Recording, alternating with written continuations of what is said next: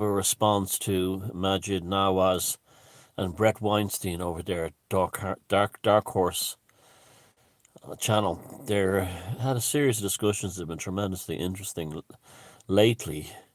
But one that really caught my eye was last night or early this morning was them talking about or disagreeing with Jordan Peterson on the concept of mythology and mythology emerging. And Majiz Nazwaz was kind of under the, he was kind of more positive about that.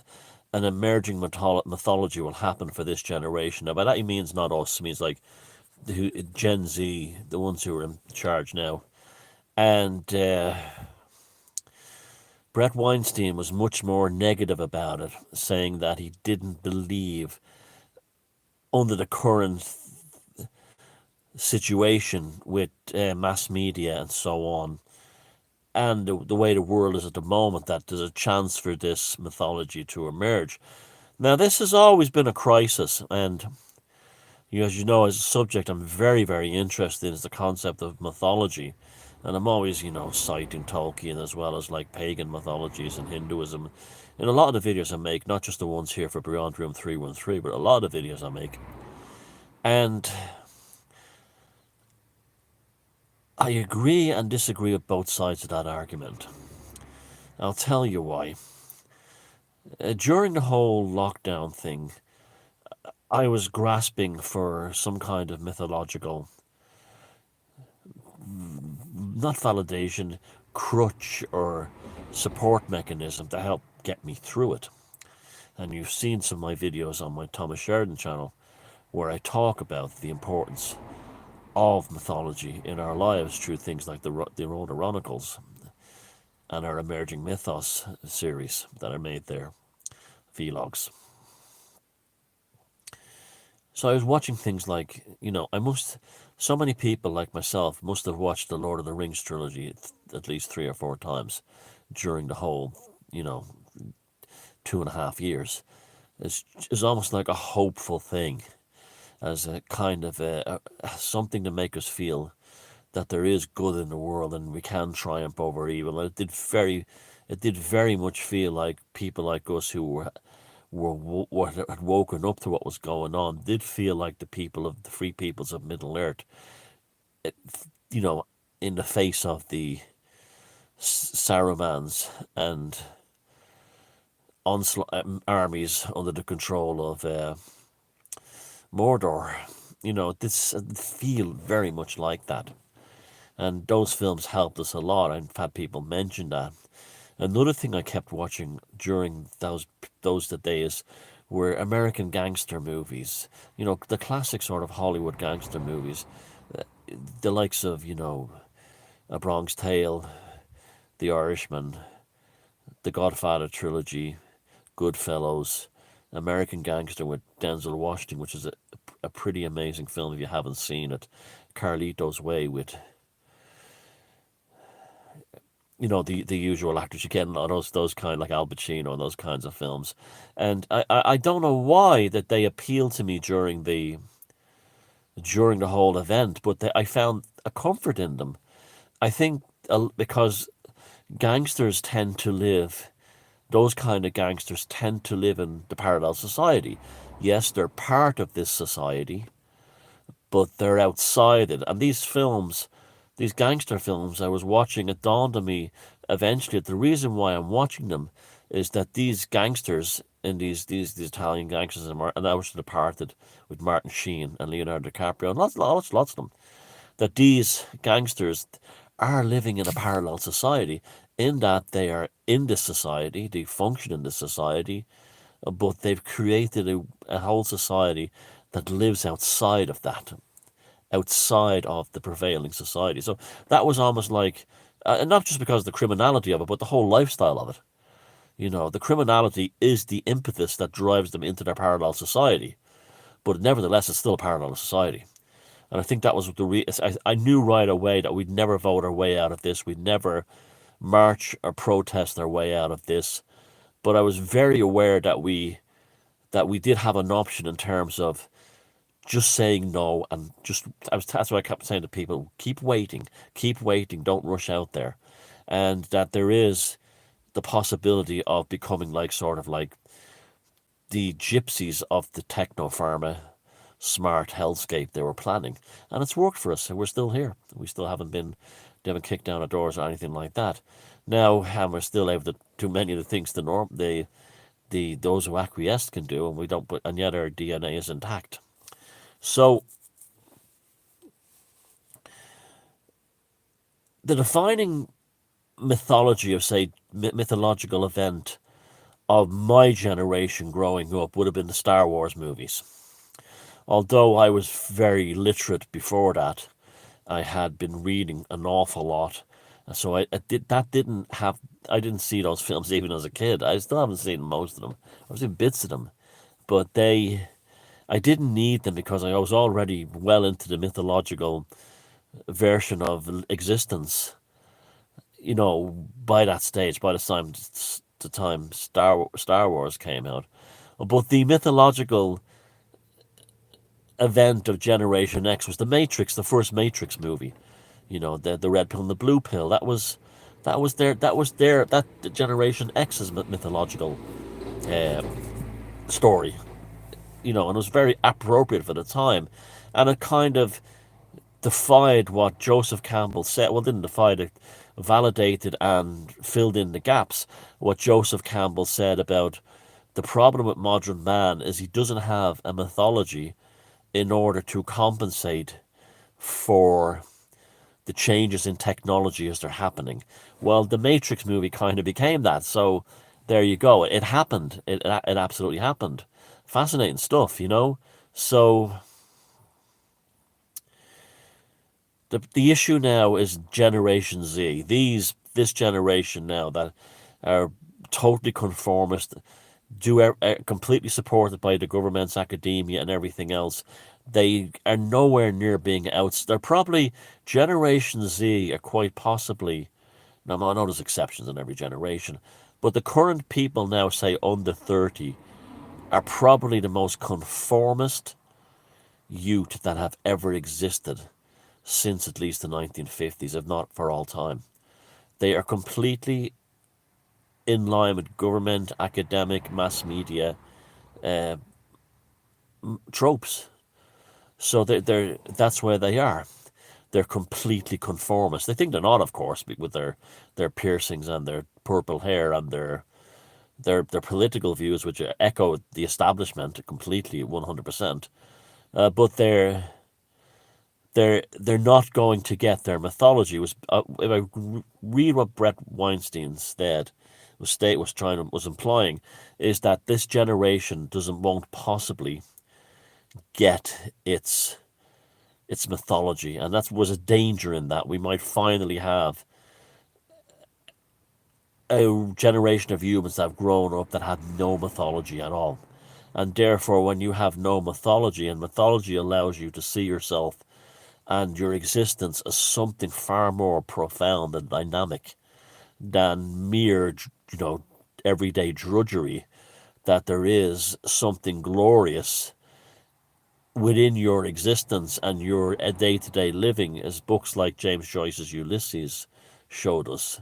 There's something magnificent about the trials and heroic of the trial. That's why Leopold Bloom is a hero in that story, and he's because it, the what that man has to get through during the day, people's putting him down, slagging him off, his wife having affairs on him, his nearly getting beat up by soldiers outside a brothel, being nearly robbed in a brothel, having to do with snide remarks all the time from people that he hangs out with, and this kind of thing, regarding his home life, and still get through the day and meet Stephen, who becomes the resolution of his lost son Rudy, which he's constantly mourning about.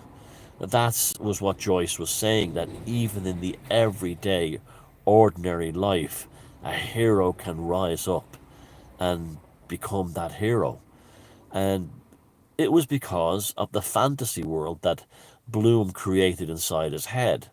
which was what makes the novel difficult to read. The actual movie is better for just understanding it. The movie from the 1960s version with Milo O'Shea. But that's what it was. That's why it's called Ulysses, and that's why the chapters are named after events in Greek mythological cycle. And it's just tremendous stuff. Now, uh, that was never really ran with people after that, and uh, it in their own lives, unless they were sort of like developed a deep relationship with a myth, such as the Star Wars one. Like that'd be a good one. They generally got through life bewildered. A great bewildering had overcome them. And then you had Joseph Campbell appearing in the 60s and 70s, telling everybody how important all this stuff was. And sure enough, he gave a gift to many millions of people all over the world, that suddenly they were the hero with one face amongst the heroes of 1,000 faces.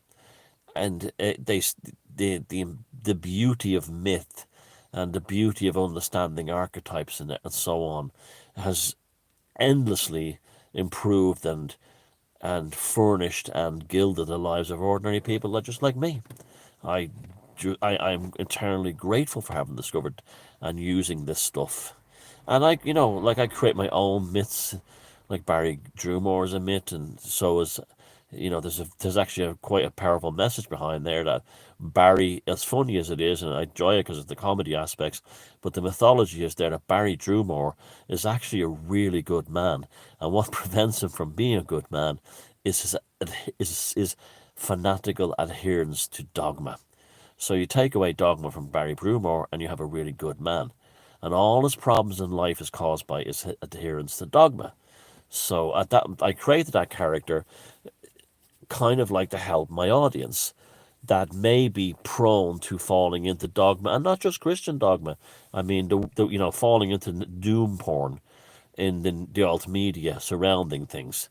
That you've got to understand that if you detach these things that are overwhelming you, whether it's dogma, religious dogma, doom porn, or anything else, you get to know yourself and actually like yourself more when you see yourself for who you are.